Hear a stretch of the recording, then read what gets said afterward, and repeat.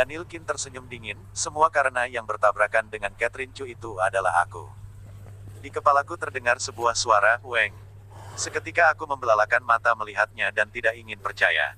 Ini tidak mungkin. Tidak ada yang tidak mungkin. Daniel Qin menatapku lekat, senyum di wajahnya semakin lebar. Harusnya kau tahu, dulu Owen Cheng menyeretku ke kantor polisi, tapi kemudian ia melepaskanku keluar. Itu karena keluarga kami punya sesuatu yang tidak bisa ia tolak. Lalu barang itu datangnya dari mana? Daniel Qin mengangkat alisnya, tentu saja, barang itu dipungut ketika kecelakaan itu terjadi. Aku menatap Daniel Qin dengan terkejut, darah di sekujur tubuhku menegang. Ketika itu Owen Cheng mengambil barang ayahnya, jadi dia tidak punya jalan untuk menolak. Sebelumnya Valen bilang Catherine Chu demi mencari barang untuk Owen Cheng, akhirnya mengalami kecelakaan di jalan. Jadi, Catherine Chu membantu Owen Cheng mencari barang ayahnya kah? Aku termenung menatap Daniel Qin, benar-benar tidak tahu harus bereaksi seperti apa. Owen Cheng semakin mendekat selangkah, Eva Luo, apa kau merasa sangat menderita? Owen Cheng memperlakukanmu dengan baik semua karena wajahmu saja. Owen Cheng membantumu melawan keluarga Qin juga karena ia ingin membantu Catherine Chu membalaskan dendam saja. Tanpa sadar aku melangkah mundur, seketika menabrak meja dan kursi sedikit lagi terjatuh, untungnya Karilin menarikku. Hatiku seperti diobrak-abrik, semua yang dikatakan Daniel Qin adalah semua hal yang aku ingin tahu. Sekarang sudah ia katakan, hatiku seolah ditusuk menggunakan pisau tajam. Karilin memelukku, menatap ke arah Daniel Qin tajam. Daniel Qin, sudah cukup, jangan membuat orang lain semakin muak. Kalau kau punya waktu luang, lebih baik kau pergi memeriksa anak di dalam perut Valen itu adalah anakmu atau bukan. Kau benar-benar sudah jatuh cinta pada kuda liar, di kepalanya semua rumput. Sekarang kau berbahagia akan jadi seorang ayah, dan masih ingin membesarkan anak orang seumur hidup. Mendengar itu Valen menjadi gelisah, langsung mendekat ke hadapan Karilin, kenapa kau sembarang bicara? Aku sedang membicarakan apa, kau sendiri tahu. Kalau kau berani ayo sekarang kita pergi periksa. Karilin memaki Valen, tapi Valen segera menghindar dari serangannya. Karilin menatapnya dengan dingin, kau tidak usah berpikir ingin mencelakaiku. Kalau sampai aku berkesempatan memukulmu dan membuat kau keguguran, kau lebih baik menjadi seorang perawat yang punya pengetahuan tentang dunia medis, setelah keguguran pemeriksaan bisa lebih mudah. Valen dengan marah bicara, kau. Eva, ayo kita pergi. Karilin melirik ke arah mereka, membantuku berdiri. Aku memegang lengan Karilin erat, seperti sedang menggenggam rumput terakhir, menarik nafas dalam dan berlalu mengikutinya.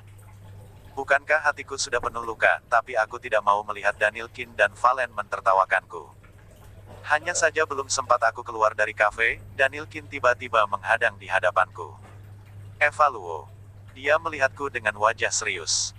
Bukankah sekarang kau sudah bercerai dengan Owen Cheng, kembalilah. Kembali. Aku tertegun sesaat, Valen juga tercengang. Suamiku, kau sedang bicara apa?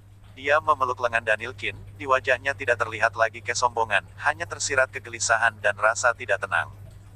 Daniel Qin meliriknya sebentar, dengan tidak sopan ia menepis tangan Valen, kau orang seperti apa aku sangat mengerti, kau jangan berpura-pura lagi. Eva, aku pernah selingkuh, kau juga sudah menikah dengan Owen Cheng. Kita berdua sama, jadi, kembalilah. Kita mulai dari awal lagi. Daniel Qin menatapku, kemudian menarik tanganku. Aku yang belum sempat hancur ditangkap olehnya, seketika seperti terkejut karena tiba-tiba disiram dengan air. Aku rasa dunia ini mungkin benar-benar ada yang disebut ilusi. Daniel Qin sedang ingin memperbaiki hubungankah? Maksudnya apa? Dia sedang mengajakku rujukkah? Apa kau ingin rujuk denganku? Tentu saja bisa. Daniel Qin segera memberi jawaban, wajah Valen yang berada di sampingnya langsung memucat. Terdengar suara plak, aku melayangkan sebuah tamparan kepada Daniel Qin. Sialan, aku berkata dengan kasar, kau pikir kau itu siapa? Sama. Daniel Qin, kita tidak akan pernah sama, dalam kehidupan kali ini, kau yang bersalah padaku. Kau tunggu saja, aku akan membuat orang-orang yang pernah menggangguku membayar semuanya. Aku bicara dengan tajam, menarik lengan Karilin dan beranjak. Moodku tidak baik. Aku takut ibu akan khawatir, jadi aku tidak pulang kampung. Aku sementara tinggal di rumah Karilin. Kepalaku sangat kacau, banyak sekali masalah yang harus aku cari tahu sampai jelas. Kalimat yang dikatakan Daniel Qin hari ini benar-benar membuatku muak, dan membuatku merasakan kelemahanku lagi. Aku ingin menjadi lebih kuat, tapi sekarang aku sudah meninggalkan Owen Cheng. Bahkan tenaga untuk mencari kerja menghidupi diri sendiri saja aku tidak punya. Karilin keluar dari dapur, di tangannya membawa semangkok mie hangat yang kemudian ia letakkan di hadapanku. Eva, makanlah barang sedikit. Aku tidak punya nafsu makan, tapi melihat Karilin yang terlihat sangat khawatir aku akhirnya menganggukkan kepalaku. Kau dan Kak Owen. Kari, jangan bicarakan ini lagi. Aku memotong kalimatnya. Dia tertegun sesaat, baiklah. Tapi kau tidak boleh mempersulit dirimu sendiri ya, makanlah dulu. Sambil bicara ia memberikan sumpit ke dalam tanganku, aku menganggukkan kepala, mengambil mie dengan sumpit dan menyuapkannya ke mulutku. Aku pasti tidak akan menyulitkan diriku, aku ingin berubah lebih kuat, harus lebih kuat. Aku memakan mie dengan suapan yang besar, entah karena mie terlalu panas atau bukan, air mataku pun kembali mengalir. Karilin mengerutkan alis dengan wajah khawatir menatapku, segera mengambil selembar tisu untuk mengusap air mataku. Aku berusaha mengembangkan senyum, aku tidak apa-apa, mie-nya terlalu panas. Eva, kau tidak usah bicara terlalu cepat. Kau begini, aku juga merasa sedih, dia memelukku ke dalam dekapan dan menepukku pelan, kalau kau ingin menangis, menangislah. Kalau sudah keluar, semua akan terasa ringan. Aku berusaha tersenyum, aku tidak menangis, ini semua karena aku bodoh. Kari, aku sekarang benar-benar merasakan kalau beberapa hal tidak ditakdirkan untukmu, kau menginginkannya pun tak ada gunanya. Semua orang bilang aku tidak selevel dengan Owen Cheng, aku sendiri pun merasa begitu. Menurutmu, kalau aku bisa merubah diriku menjadi lebih pintar, apa Owen Cheng tidak hanya akan melihat wajahku ini saja? Hatiku seperti mata pisau, ternyata aku masih belum bisa melepaskan ini semua. Saat aku tahu aku dan Catherine Chu sangat mirip, aku sangat ingin menghancurkan wajah ini. Melihat apa reaksi Owen Cheng. Untung saja aku tidak benar-benar kehilangan logika, aku tidak menghancurkan wajahku sendiri, kalau tidak aku pasti akan menyesal. Hanya saja, tak kusangka dalam jangka waktu sependek ini aku bisa mencintai Owen Cheng sedalam ini. Sekarang di kepalaku yang aku pikirkan yang aku rindukan semua adalah Owen Cheng. Aku sangat ingin kembali padanya meminta maaf, dan memintanya tetap bersamaku. Tidak, kau selevel dengannya, kau selevel. Karilin berbisik menghibur di telingaku, tapi aku sangat tahu kekurangan diriku sendiri. Juga tidak ingin kembali ke sampingnya menjadi bayangan orang lain. Aku memeluk Karilin, tubuhku tak berhenti gemetar, dengan bersumpah aku mengatakan satu kalimat. Karilin, aku akan berubah menjadi lebih kuat, pasti akan. Hari ini, akhirnya aku tidak bisa menahan untuk menangis setidak karuan itu. Hanya saja, seperti waktu aku bercerai dengan Daniel Qin dulu, aku bersumpah untuk tidak menangis karena Daniel Qin lagi. Sekarang aku juga masih diam-diam mengatakan pada diriku sendiri, setelah ini tidak boleh menangis lagi. Aku harus menjadi lebih kuat, aku masih harus menjaga ibuku, aku juga harus membuat orang-orang yang pernah memandangku sebelah mata merasakan perasaan tertampar. Hanya saja berita yang tiba-tiba datang pasti membuat perasaanku yang baru saja menjadi tenang kembali kacau. Tengah malam aku dan Karilin sedang memikirkan setelah ini akan bagaimana, tapi tiba-tiba lambungku terasa pedih. Aku segera berlari ke kamar mandi dan muntah ke seluruh lantai, makanan yang baru saja ku paksa masuk ke dalam perut semuanya pun keluar. Ada apa? Apa perutmu tidak enak? Karilin membawa segelas air untuk aku berkumur, apa karena kau makan terlalu terburu-buru? Semua itu berkemungkinan bisa membuat lambung sakit dan muntah, tapi di kepalaku malah kepikiran akan satu masalah, tiba-tiba teringat satu kemungkinan. Cepat-cepat antar aku ke rumah sakit. Aku memegang lengan Karilin, seluruh mulutku masih terasa asam. Sekarang aku hanya merasa jantungku berdetak dengan sangat kencang, tidak tahu apakah harus khawatir atau bergembira. Karilin menatapku dengan khawatir, ada apa? Apa kau sangat tidak enak badan? Aku menggelengkan kepala, berbicara dengan jelas. Mungkin aku hamil. Hamil. Karilin terkejut, bergegas mengganti bajunya, menyetir dan mengantarkanku ke rumah sakit.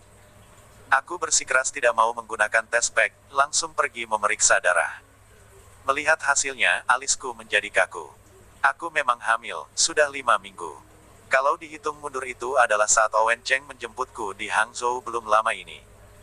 Tuhan sepertinya sedang bermain-main, kalau aku tahu lebih awal tentang kehamilan ini. Mungkin aku tidak akan seperti kemarin terburu-buru meminta cerai dengan Owen Cheng. Setidaknya, aku akan mempertimbangkan keberadaan anakku. Tapi sekarang, aku dan Owen Cheng sudah mengambil surat perceraian, lalu bagaimana dengan anak ini? Aku menggenggam erat hasil pemeriksaan itu, lambungku terasa kembali pedih. Segera aku pegang perutku dan berlutut, hanya seperti ingin muntah tapi tidak memuntahkan apapun. Aku dan Karilin pun pulang ke rumah, aku merasa masalah ini semakin hari semakin kacau. Karilin ingin menelpon Owen Cheng, memberitahunya berita ini, tapi aku menahannya. Tidak boleh menghubungi Owen Cheng sekarang. Walaupun aku hamil dan ini adalah kebenaran, tapi jika memberitahunya perihal ini sekarang, ini hanya akan membuatnya berpikir aku sedang mencari alasan untuk mempertahankannya. Aku tidak tahu Owen Cheng akan mengambil keputusan seperti apa. Tapi aku sangat paham kalau sekarang aku sendiri tidak ingin kembali pada Owen Cheng dengan cara ini, hari-hari yang seperti, hidup di rumah orang, aku sudah tidak ingin menerimanya lagi. Semalaman aku tidak memejamkan mata, memikirkan apa yang harus kulakukan. Bisa melakukan apa, akhirnya aku mengingat seseorang. Barangkali dia bisa membantuku. Semalam Karilin berada satu kamar denganku, hanya saja dia sudah tertidur lebih dulu. Aku tidak ingin menunggu Karilin bangun, masalah ini harus aku tutupi darinya. Aku turun dari kasur dengan pelan, langsung keluar dari rumah Karilin. Sekarang hari baru saja terang, sekali keluar aku langsung bergidik kedinginan, membuat kepalaku semakin punya kesadaran. Saat ini, aku tidak menggunakan bus, aku langsung memanggil taksi. Lagi pula di tanganku ada uang 200 juta yang diberikan Janet Song, jadi kadang aku juga tidak perlu terlalu hemat. Hanya saja, aku berdiri di depan pintu kamar ibuku dan tidak masuk melihatnya dari jendela kaca. Di dalam rumah sakit terdapat rumah sehat untuk merawat dan mendeteksi dini penyakit pasiennya. Sekarang ibuku sudah tidak perlu pengobatan apa-apa, jadi aku memesan sebuah kamar di sini untuknya. Saat ini dia sudah bangun, sedang bersiap-siap akan pergi ke kamar mandi untuk mandi. Aku melihatnya cukup lama, mataku mulai terasa hangat. Tapi tetap menahan diri agar tidak masuk, dan pergi sebelum ia menyadari keberadaanku. Walaupun sangat merindukannya, tapi aku tidak bisa membiarkan dia melihat aku yang kacau seperti ini. Terlebih aku tidak tahu bagaimana harus menjelaskan segala perubahan ini. Aku mencari bank terdekat dari rumah sakit, aku memindahkan uang dari cek ke dalam kartuku sendiri.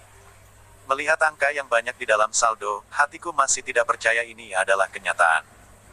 Aku tidak pernah memiliki uang sebanyak ini, tapi dibanding dengan apa yang aku targetkan, ini masih tidak cukup. Aku menarik nafas dalam, akhirnya aku bisa menghubungi Wiri Chen. Betul, orang yang aku ingat itu adalah Wiri Chen. Dia adalah businessman, bahkan hubungannya denganku cukup baik. Aku tahu dia punya banyak bisnis di luar negeri. Aku ingin dia membantuku, seperti yang dia katakan Janet Song. Di tanganku ada uang 200 juta, aku ingin memakai uang ini untuk berbisnis. Dr. Luo, menerima teleponku, Wiri Chen agak terkejut. Aku menghisap hidungku, berusaha mengeluarkan suara yang tenang, tapi masih saja terdengar agak parau. Iya, apa sekarang kau di Hangzhou? Bisakah kita bertemu? Aku ingin minta tolong sesuatu padamu. Aku tidak di Hangzhou. Mendengar kalimat ini, hatiku seperti terhempas, harapan yang sekarang ada, seolah padam. Sekarang aku sangat rapuh, hal-hal kecil pun bisa membuatku sangat terguncang. Tapi untungnya Wiri Chen segera berucap, paling cepat aku akan sampai malam ini, apakah malam kita bisa bertemu? Bisa, aku segera membuka mulut karena terlalu senang. Baiklah, kalau begitu malam ini aku akan menghubungimu. Wiri Chen menjawab, dan kembali melanjutkan kalimatnya. Maaf, sekarang aku agak sibuk, teleponnya aku matikan dulu ya, nanti aku telepon lagi. Oke. Setelah telepon ditutup aku tak berhenti merasa senang, aku memikirkan apa yang harus aku katakan saat bertemu dengan Wiri Chen nanti. Aku juga khawatir apa Wiri Chen akan bersedia menerima permohonanku. Di tanganku ada 200 juta, kalau aku membeli saham di perusahaannya, aku bisa dapat berapa persen? Dan lagi, apakah dia akan setuju? Di sisi lain, aku juga mengkhawatirkan hubunganku dengan Wiri Chen yang tidak terlalu dekat, dan 200 juta ini jangan-jangan hanya percikan air baginya. Aku sudah memikirkan ini seharian, juga tidak punya nafsu untuk makan siang. Tapi mengingat anak di dalam perutku, aku harus memaksa makan sedikit, tapi tidak lama aku malah memuntahkan itu semua lagi. Hari-hari saat aku ikut bekerja bersama Owen Chen ternyata berguna juga. Proyek-proyek yang sudah kuambil juga memberikanku pengalaman yang tidak sedikit, terlebih itu membuat aku semakin memahami kekurangan diriku sendiri. Aku berpikir sangat lama, aku rasa aku tidak boleh menaruh telur di dalam keranjang yang sama. 200 juta itu tidak sedikit, tapi aku tidak tahu harga diri seorang Wiri Chen itu berapa. Lebih tidak tahu, uang ini bisa membeli berapa persen saham di perusahaan. Jadi kalau aku mempertaruhkan semua padanya itu bukan pilihan yang bagus. Aku ingin terus belajar, sampai aku sendiri bisa membedakan permasalahan bisnis, baru aku punya dasar untuk membuka perusahaan sendiri, dan 200 juta inilah yang akan menjadi modal awalku. Hari baru saja gelap dan aku mendapat telepon dari Wiri Chen. Dia bilang dia sekarang sedang berada di jalan menuju Hangzhou, menyuruhku menentukan tempat untuk bertemu.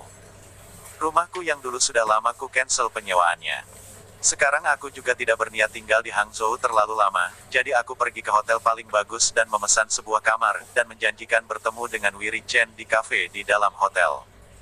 Teringat dulu Owen Cheng pernah bilang kalau penampilanku adalah penampilan perusahaan. Aku merapikan diriku dengan baik, dan membeli sepasang baju baru aku duduk di kafe. Tidak lama, Wiri Chen pun datang.